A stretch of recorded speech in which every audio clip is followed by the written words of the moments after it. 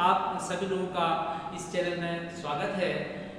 पिछले वीडियो में हमने अर्थशास्त्र का परिचय और चुनाव की समस्या के बारे में अध्ययन किया था। आज हम एक नया टॉपिक ले रहे हैं, उत्पादन संभावना वक्र। इसमें उत्पादन संभावना वक्र के बारे में जानकारी प्राप्त करेंगे कि उनकी परिभाषा क्या है, किस प्रकार से उसमें परिवर्तन होता है, उत्पादन संभावना वक्रों की जो मान्यताएं हैं वो किस क्या है और अवसर लागत क्या है, इसके बारे में आज हम जानकारी प्राप्त करेंगे।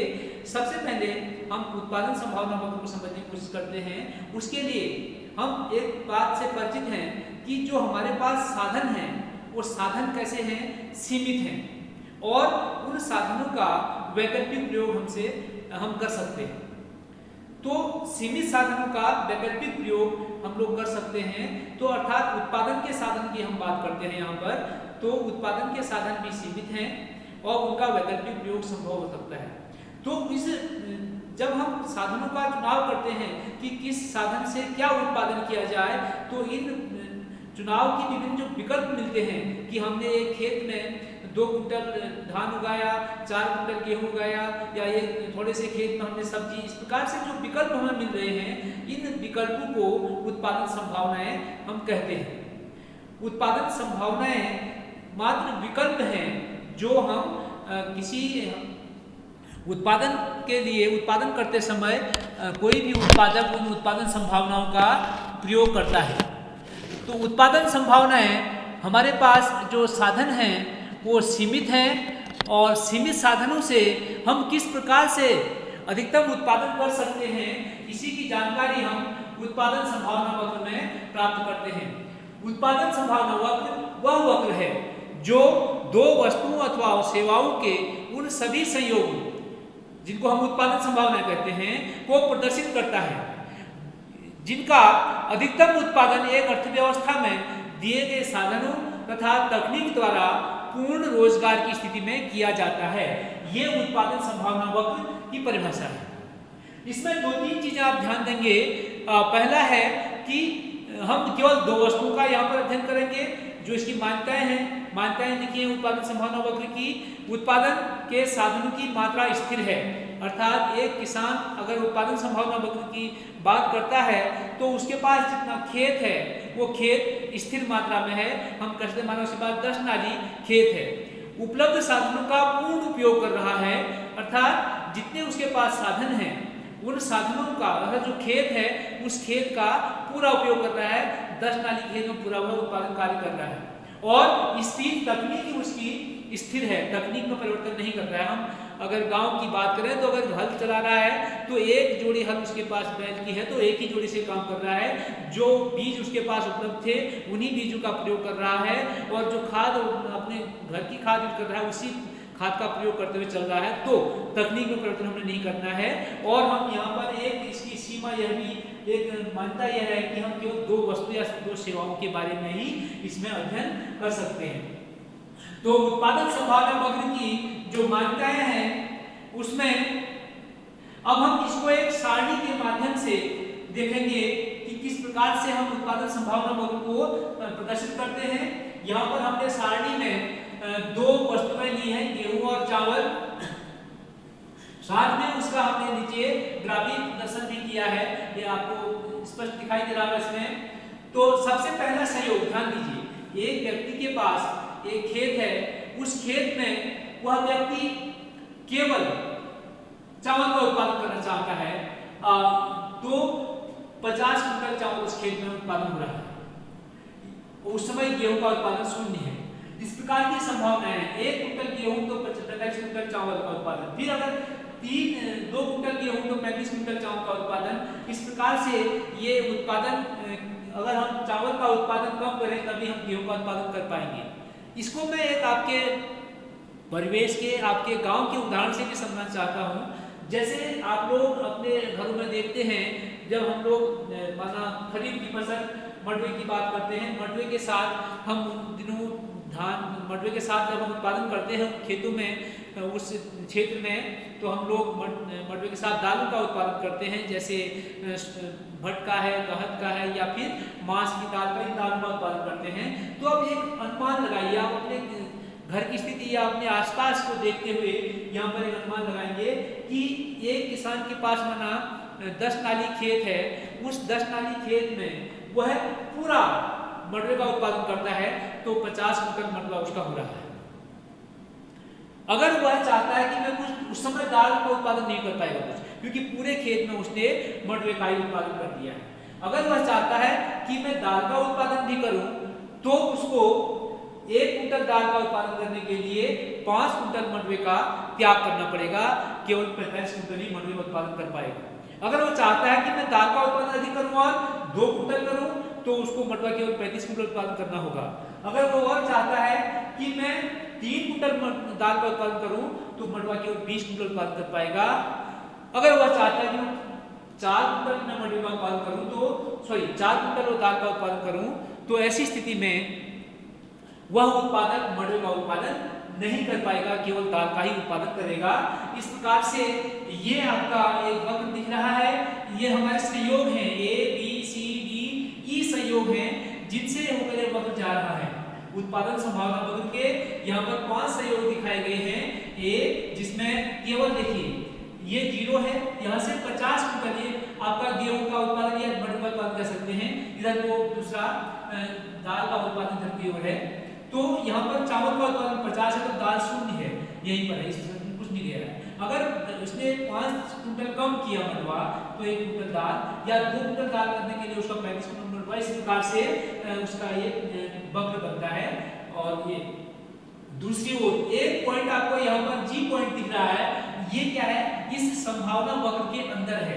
इसकी स्थिति क्या है, साधनों का पूर्ण उपयोग नहीं होने की स्थिति है, अर्थात जो साधन है जो उसके पास खेत था उसने पूरे खेत में उत्पादन कार्य नहीं किया है, उसने पूरे खेत में उत्पादन कार्य नहीं किया है तो उसका समतल यहाँ बनेगा। अब वो चाहता है कि मैं ऐसे में उत्पादन कार्य करूं तो यह संभव नहीं है, क्योंकि उसके पास उतना खेत नहीं है कि वह इतना उत्पादन कर सके। 35 कुंटल मडवे के साथ 5 कुंटल दाल उत्पादन कर सके, ऐसी स्थिति उसके पास नहीं है, तो यह अप्राप्त विकल्प है। तो जो विकल्पों से जिन विकल्पों से हमारा वक्र जा रहा है उसी को हम उत्पादन संभावना वक्र कहते हैं। ये जो विकल्प है यही उत्पादन संभावना है, जो विकल्प लिखा है यही उत्पादन संभावनाएं हैं। पहली ए है, दूसरी बी सी डी ई, ये 5 उत्पादन संभावनाएं हैं, इन्हीं के अंतर्गत उसको उत्पादन करना होता है।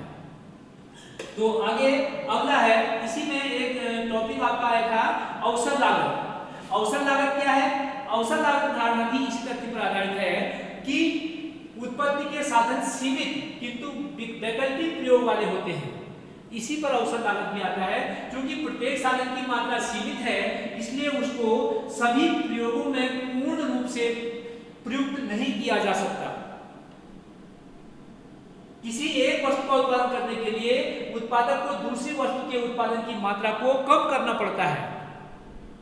जैसे हमने पिछले सारणी में देखा था कि गेहूं का उत्पादन बढ़ाने के लिए या मांस का उत्पादन बढ़ाने के लिए उसको मडवे की मात्रा या चावल की मात्रा कम करनी पड़ रही थी। दूसरा अंततः है वह लागत जो किसी साधन को वर्तमान कार्य में लगे रहने के लिए प्रेरित करती है, अवसर लागत कहलाती है। वह लागत जो किसी साधन को वर्तमान कार्य में लगे रहने के लिए प्रेरित करती है उसे हम अवसर लागत कहते हैं। अब यहाँ देखिए अवसर लागत का एक अलग से यहाँ टॉपिक ये हमने कॉलम दिया है। पहले में अवसर लागत कुछ नहीं है क्योंकि अवसर की मात्रा लिए पूरे साथ उसने पूरा एक ही वस्तु का उत्पादन किया है। यहाँ पर से यहाँ पर हम कह सकते हैं कि 5 कुंटल जो आपका चावल है उसकी औसत लागत 1 कुंटल किसके बराबर है, गेहूं के बराबर है।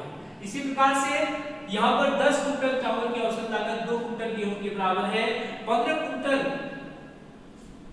चावल की औसत लागत 3 कुंटल गेहूं के बराबर है।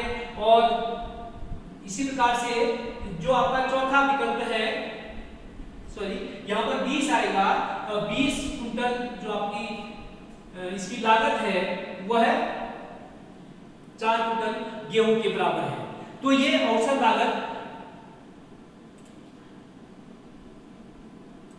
है। औसत लागत के बाद अब हम देखते हैं उत्पादन संभावना वक्र में शिफ्टिंग किस प्रकार से होती है, खिसकाव किस प्रकार से होती है। हम जानते हैं कि उत्पादन संभावना वक्र कभी स्थिर नहीं रहते हैं। जब भी साधनों की मात्रा में या तकनीक में परिवर्तन होता है तो उन वक्रों में खिसकाव हो जाता है, दाएं या बाएं ओर खिसक जाते हैं। क्योंकि साधन की मात्रा बढ़ेगी तो निसंदेह अगर हम अधिक खेत में उत्पादन करेंगे तो हमारा उत्पादन बढ़ेगा, या हम कम खेत में उत्पादन कर रहे हैं तो उत्पादन घटेगा। इसी प्रकार से हम अगर नई तकनीक का उत्पादन कर रहे होते हैं तो हमारा उत्पादन बढ़ता है, और तकनीक का उपयोग हम नहीं करते हैं तो उत्पादन कम रहता है। तो इसके लिए हम शिफ्टिंग ऑफ कर्व की बात आती है। तो इसमें देखिए ये है कि अगर हम साधनों की मात्रा में वृद्धि करते हैं, उत्पादन के साधनों की मात्रा में वृद्धि करते हैं, तो ये जो वक्र था उत्पादन संभावना वक्र पीपी वक्र, ये पहले दिए हुए रिसोर्सेज पर है। जब हमने कहा कि हमारा 10 नाली खेत में इस प्रकार से उत्पादन हो रहा था और हमने खेत की मात्रा बढ़ा दी। किसान पहले 10 नाली खेत में खेती कर रहा था, उसने बाद में अपने खेत की मात्रा बढ़ा दी, 15 नाली खेत में उत्पादन करने लगा, तो उसका चावल भी बढ़ा और दाल भी बढ़ी, गेहूं भी बढ़ा। इस प्रकार से उत्पादन संभावना वक्र, जब साधनों की मात्रा में वृद्धि होती है तो उत्पादन संभावना वक्र दाईं ओर खिसक जाता है। दाईं ओर खिसक गया, ये मूल वक्र है जो नेट से दिखाया गया है, और ये किसका हुआ वक्र है क्योंकि हमने उत्पादन के साधन बढ़ा दिया। हम उदाहरण मान सकते हैं कि हमने खेत की मात्रा बढ़ा दी। अब देखिए इसका उल्टा, इसका उल्टा है, ये देखिए अब यहां पर जब हम साधनों की मात्रा कमी में करेंगे, साधनों की मात्रा में कमी कर देंगे तो उत्पादन क्या होगा, कम हो जाएगा और ये वक्र बाईं ओर खिसक जाएगा। ये मूल वक्र था गिवन रिसोर्सेज वाला, पीपी वक्र मूल था, लेकिन हमने 10 नाली की जगह अब हम केवल 7 नाली में उत्पादन कार्य कर रहे हैं, तो वक्र P1 यहां पर आ गया, ये वक्र बाईं ओर खिसक गया। अर्थात जब उत्पादन के साधन में हमने कमी की तो जो आपका उत्पादन संभावना वक्र है वह बाईं ओर खिसक गया। अब हम अगला जो स्टेप है हमारा, तकनीक पर चलते हैं कि तकनीक कुशलता में अब हम एक और दाल का उत्पादन या गेहूं का उत्पादन कर रहे हैं, दूसरी ओर चावल का उत्पादन कर रहे हैं। अगर हम गेहूं के उत्पादन की तकनीक बढ़ा देते हैं, हम चावल के उत्पादन को उसी प्रकार से कर रहे हैं, गेहूं के उत्पादन को हम क्या कर रहे हैं, उसकी तकनीकी बढ़ा दे रहे हैं। अर्थात गेहूं के उत्पादन के लिए हमने नए बीज या उनके लिए हमने विशेष प्रकार की खाद का प्रयोग कर दिया, तो हमारा केवल गेहूं का उत्पादन बढ़ेगा, चावल का उत्पादन उतना ही रहेगा। इसलिए यह वक्र केवल गेहूं वाले क्षेत्र में यहां बढ़ेगा, ये यहां नहीं बढ़ेगा, यहां चावल वहीं पर है, गेहूं वाले क्षेत्र में वक्र बढ़ के यहां इतना बढ़ गया। अर्थात हमने केवल गेहूं की जो उत्पादन तकनीक थी उसको बढ़ाया, तो गेहूं का उत्पादन बढ़ गया। अब इसका दूसरा, अब देखिए आगे, जब हम चावल की तकनीक का विकास करते हैं, चावल की तकनीक का विकास करते हैं, तो गेहूं में हमने कोई चेंज नहीं किया होता है, तो गेहूं का उत्पादन वही रहेगा और चावल का उत्पादन इतना बढ़ जाएगा। ये रिसोर्सेज टेक्निक में है और ये मोर देन एफिशिएंसी टेक्निक में है।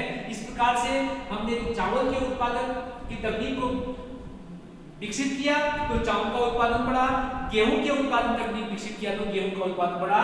अगर हम यानी दोनों प्रकार की तकनीक का, दोनों फसलों की तकनीक का विकास करते हैं, दोनों वक्र दाईं ओर बढ़ेंगे, साथ साथ बढ़ेंगे। इसके बाद अब इसकी विशेषताएं क्या है, उत्पादन संभावना वक्र की विशेषताएं कौन कौन सी हैं।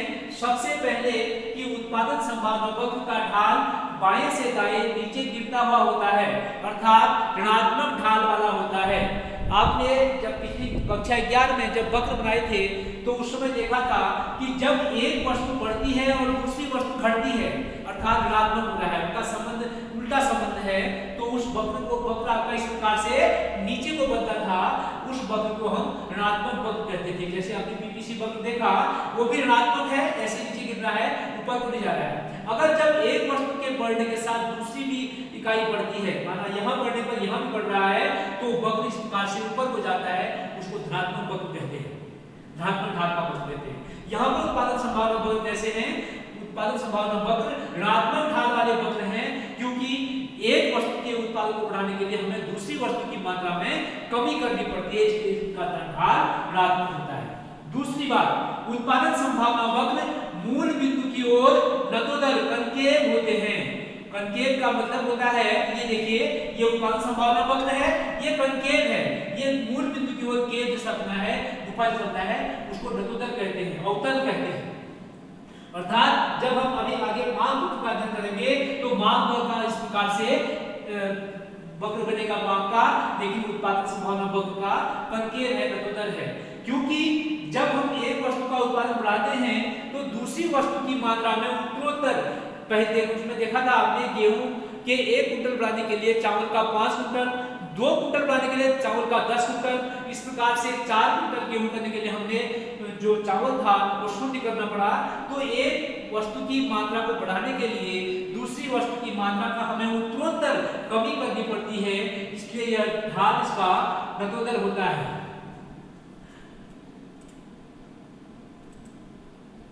तो ये उत्पादन संभावना वक्र की विशेषताएं हैं। मुझे आशा है कि आप सभी लोग इस वीडियो से लाभान्वित होंगे और यह भी ध्यान दीजिए कि जितनी मेहनत से हम लोग यहाँ काम कर रहे हैं आप उसका लाभ लीजिए, वीडियो को देखिए और लाइक जरूर कीजिए, जिससे मुझे यह पता लगे कि कितने बच्चों ने इस वीडियो को देखा है।